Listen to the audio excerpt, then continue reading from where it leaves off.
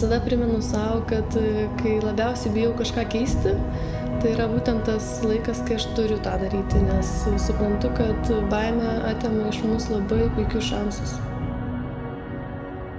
Buvo momentų, kada norėjau ir penkiakovę mest gal 2 kartus. Viskas tiesiog į vieną vietą susidėjo, bet vasarą ten pavyko laimėti aukso medalį jaunių čempionate, tai mane vėl kažkaip užkūrė ir galvoju, ne, čia reiškia mano sporto šaka. Man buvo sunku, aš išgyvenau, aš paskui laimėjau ir galvoju, jeigu man šioje situacijoje, kur buvo sunkiausia ir aš nepasidaviau, tai reiškia, kažkada bus ir lengviau.